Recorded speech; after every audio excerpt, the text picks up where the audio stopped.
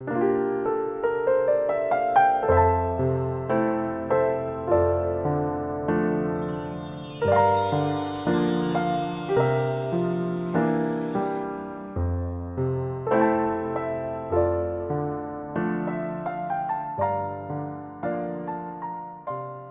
16장 20절에서 33절 말씀을 교독합니다. 삼가 말씀에 주의하는 자는 좋은 것을 얻나니 여호와를 의지하는 자는 복이 있느니라.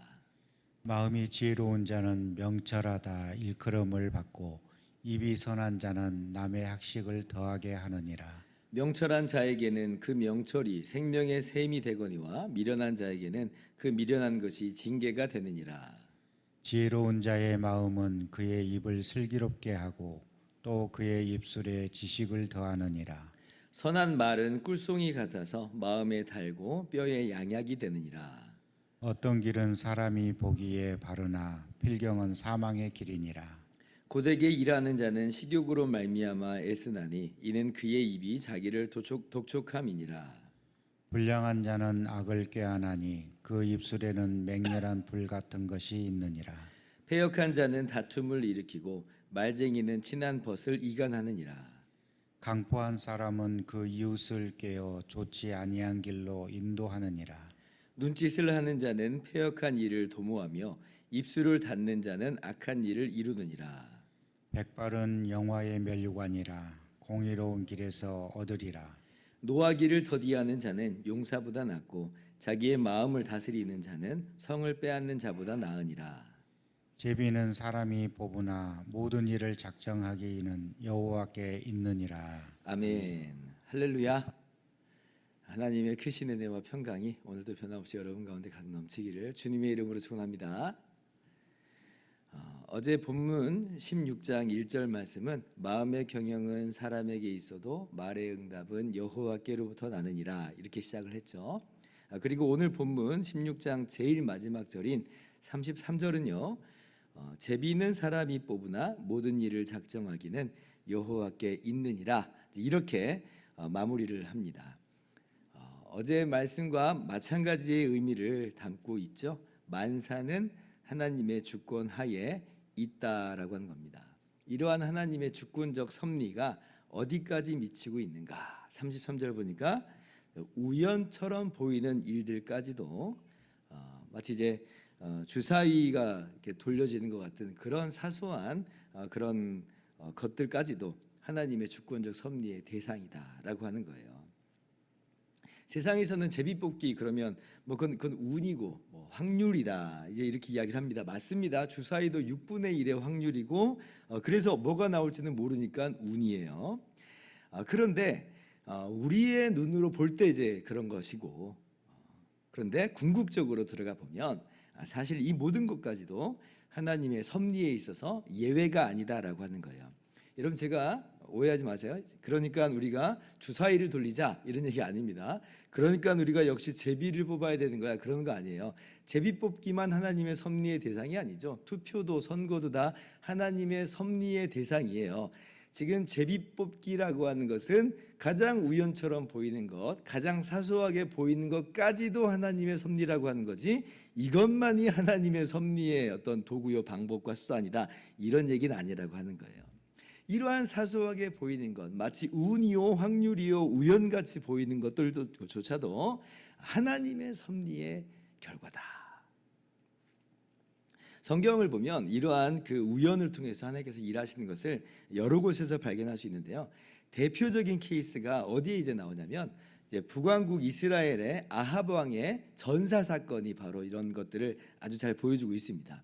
아합 왕은 진짜 악한 왕이었죠. 정말 악한 왕들이 북왕국 이스라엘에 굉장히 많았는데 그 중에서도 그냥 첫째를 달리고 있는 아주 악한 왕이 아합 왕입니다. 그래서 이제 하나님께서 엘리야 선지자를 통해서 아합 왕에게 경고를 하세요. 근데 그 경고조차도 이제 듣질 않잖아요. 돌이키지 않습니다. 결국 그래서 하나님께서 이제 엘리야 선지자를 통해서 아합과 또 아합의 집에 완전한 멸망을 선포하십니다. 그런데 이제 그게 어떻게 이루어지게 되냐면 첫 번째 아합이 길르앗 라못이라고 하는 그 도시를 이 아람에게서 되찾아오고 싶어해요. 이거 원래 우리나라 건데 근데 아람이 지금 빼앗아가지고 지금까지 그러고 있다. 그러니까 아람을 쳐야 된다라고 하는 그런 마음을 이제 품게 됩니다. 그런데 이제 자신의 국력만으로는 이게 쉽지 않은 길인 줄 알기 때문에 누구를 끌어들이냐면 남왕국의 여호사밧 왕까지 끌어들여요. 이건 뭐냐면 아합이 진짜 간절하게 원한다는 거예요. 저걸 공격해야겠다, 되찾아와야 되겠다는 간절한 마음이 소원이 아합 안에 있는 거예요. 그래서 이제 어떤 일을 이제 벌이냐면 여호사밧을 납득시켜야 되니까 거짓 선지자 400명을 불러 모아요.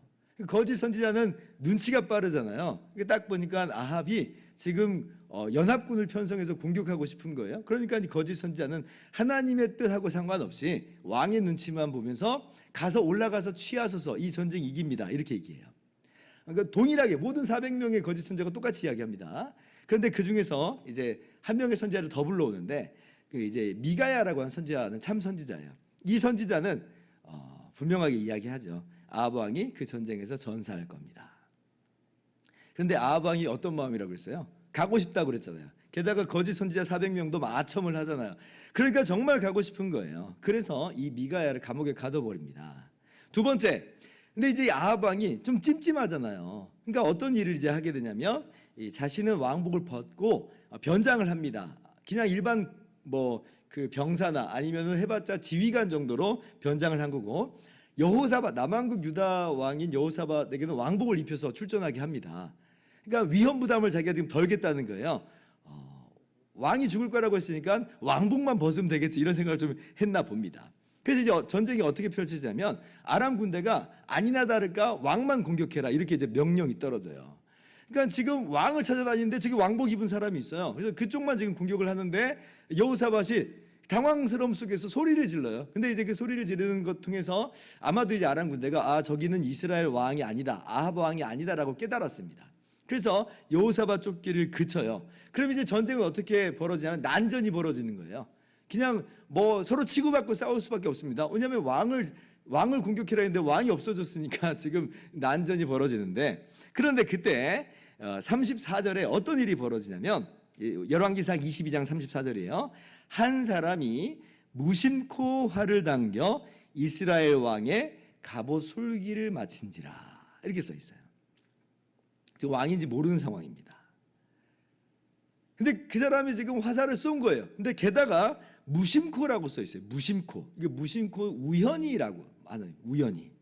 그래서 그 화살이 날아가는데 또 공교롭게 어디로 날아가냐면 갑옷 솔기잖아요. 갑옷 솔기는 뭐냐면 갑옷과 갑옷의 이음새 부분이에요. 갑옷 쪽으로 날아갔으면 그나마 좀 피해가 덜했을 텐데 갑옷과 갑옷 사이는 지금 보호가 안 되는 곳이니까 아주 정말 미세한 곳인데 공교롭게 그 자리를 뚫고 들어가는 거예요, 화살이. 그래서 아합 왕이 중상을 입고 결국 그 전쟁에서 전사합니다. 죽어요. 자, 보세요. 어떻게 돼요? 하나님의 말씀대로 되었죠. 하나님 말씀대로 아합 왕이 죽는 결과가 일어난 거예요. 근데 결과만 지금 하나님의 섭리 안에 있는 게 아니라고 하는 걸 보잖아요. 어때요? 아합 왕의 그 마음, 아합 왕의 그 마음도 사실은 하나님의 지금 섭리의 대상에 들어가 있어요. 아합 왕은 자기가 원해서 하는 거예요. 지극히 자기의 소원대로 행하는 겁니다. 그런데 그것도 하나님의 섭리하에 있다. 잠언 21장 1절, 왕의 마음이 여호와의 손에 있음이 마치 본물과 같아서 그가 임의로 인도하시는도다. 우리의 삶이 우리의 원함과 또 우리의 선택을 통해서 이루어져요. 그래서 책임이 우리한테 있어요. 그런데 궁극적으로는 정말 신비죠. 이게 하나님의 섭리하에 있다. 그러니까 우리 인간이 꼭두각시나 어떤 강제로 어쩔 수 없이 하는 건 아니에요. 그러나 우리는 원하는 대로 하지만 그 모든 것이 궁극적으로 하나님의 섭리의 손길이다. 세 번째, 그 수단 보세요. 우연히 하필 갑옷 솔기. 그러니까 하나님의 이 주권적 섭리가 정말 사소한 것까지도, 정말 미세한 것까지도 일하고 계시는 거죠. 사람이 제비는 뽑으나 그러나 모든 일을 작정하기는 여호와께 있느니라. 그래서 예수님께서도 마태복음 10장 29절에 보면 참새 두 마리가 한 아사리온에 팔리지 않느냐, 그러나 너희 아버지께서 허락하시지 아니하시면 그 하나도 땅에 떨어지지 않는다 그러죠. 고작 참새 두 마리입니다. 이거 얼마 안 되는 비용이에요. 아주 사소한 일이에요. 참새가 떨어지는 일이 왜 떨어지는가? 다양한 이유가 있겠죠. 그런데 그런 사소한 것들, 그런 미세한 것들도 다 하나님의 주권적 섭리 안에 있다. 여러분, 우리가 하나님의 크심을 바로 알아야 됩니다. 그러니까 우리의 좁은 시각으로는 우리가 하나님의 섭리를 다 들여다 볼 수 없어요. 근데 성경을 통해서 보니까 하나님의 섭리가 이렇게 광대하구나라고 하는 것을 깨닫게 됩니다. 물론 그렇다고 해서 우리가 구체적인 길을 안다는 건 아니에요. 우리는 우리의 앞길을 한 치 앞도 내다볼 수가 없습니다. 즉 하나님의 섭리가 구체적으로 어떻게 이루어지는지는 몰라요. 그러나 우리가 성경을 통해서 넓은 시각을 통해서 알게 된 건 뭐냐면 이 모든 것이 하나님의 섭리에서 한 치도 벗어남이 없다는 거죠. 모든 것에 있어서, 모든 영역에 있어서 결과와 수단과 가장 미세한 것까지도 하나님의 섭리의 이 손길 안에 있다. 우리의 인생 참 수수께끼와도 같죠. 왜 이런 일이 벌어지는가? 정말 우리가 알지 못할 때가 많습니다. 때로는 그러한 일들 속에서 우리가 가슴 아파할 때도 많고 힘겨울 때도 있어요. 어떤 일은 또 좋은 일이 있어서 우리가 또 즐거워할 때도 있고, 이러한 것을 우리가 통해서 하나님의 이 인도하시는 길을 짐작조차 못해요. 짐작조차. 그러나 우리가 하나님의 섭리를 알면서 겸손하게 나아가는 거죠. 또 믿음으로 나아가는 겁니다. 찬송가 작사가로 잘 알려진 윌리엄 쿠퍼라고 한 사람이 있어요. 이 사람 평생 우울증으로 시달립니다. 자기가 자살 시도도 여러 번 한 사람이에요. 그 인생이 결코 평탄한 길이 아니었다고 하는 거예요. 근데 이제 찬송가 작사가로 많이 작사를 하는데 이분이 이제 어떤 시를 쓰냐면 이런 시도 씁니다. 어둠 속에서 빛나는 밤, 이런 뜻이, 이런 시인데 희미한 감각으로 주님을 판단하지 말라. 다만 그의 은혜로 인하여 그분을 신뢰하라. 마치 화난 듯한 그분의 섭리 뒤에 그분은 활짝 웃는 일들을 숨기고 계신다. 화난 듯한 그분의 섭리. 우리의 인생 속에서 그렇잖아요. 왜 하나님 이렇게 인도하십니까? 라고 하는 그런 부분들이 많은데, 근데 눈에 보이는 그것으로 판단하지 말고 하나님의 은혜로 인해서 그분을 신뢰하라. 자, 이 은혜는 뭐냐면, 제가 이렇게 매일마다 구역 단톡방에 큐티를 쓰잖아요. 어저께 쓴 것 한번 기억해 보세요. 주님의 십자가로 우리는 믿는 거예요. 하나님의 주권과 하나님의 이 크신 섭리, 우리가 하나님이 어떤 분인 줄 알고 하나님을 신뢰합니까? 이렇게 내 삶이 어려운데 그 하나님 그래도 신뢰할 수 있습니까? 라고 할 때에 그래도 우리가 하나님을 믿고 신뢰하고 그 안에서 기쁨과 평안을 누릴 수 있는 건 뭐냐면, 그 하나님께서 우리를 얼마나 사랑하시는가, 친히 독생자 예수님을 보내주셔서 예수님께서 우리의 모든 죄를 다 짊어지시고 우리의 모든 고난까지 우리와 함께 우리를 대신해서 겪으신 것을 볼 때에, 하나님 그럴 필요 없는데 그럼에도 불구하고 하나님의 독생하신 아들이 어찌하여 나를 버리셨나이까 할 정도의 그 부르짖음을 부르실 정도로, 할 수만 있다면 이 잔을 내게서 피하게 해주십시오라고 하는 그 고통에 다니는데도 불구하고 그 길을 걸어가잖아요. 하나님 얼마나 나를 사랑하시는가를 우리가 예수님 십자가를 통해서 보는 거예요. 확신하는 거죠. 우리가 다 헤아려 알 수 있는 길은 없는데, 근데 이러한 하나님의 은혜와 사랑을 보니 하나님의 섭리의 길을 우리는 그럼에도 불구하고 구체적으로 모르지만 신뢰할 수 있다라고 하는 거예요. 십자가를 통해서 확증하신 하나님의 그 사랑을 바라보면서 오늘도 우리는 하나님의 섭리를 신뢰하고 믿고 안심하면서 오히려 모든 것들이 이러한 하나님의 섭리의 손안에 있다라고 하는 것으로 우리는 이제 우리가 안심하게 되는 거예요. 평안을 누리게 되는 거예요. 기쁨을 누리게 되는 거예요. 왜냐하면 주님이 붙잡고 가시니까.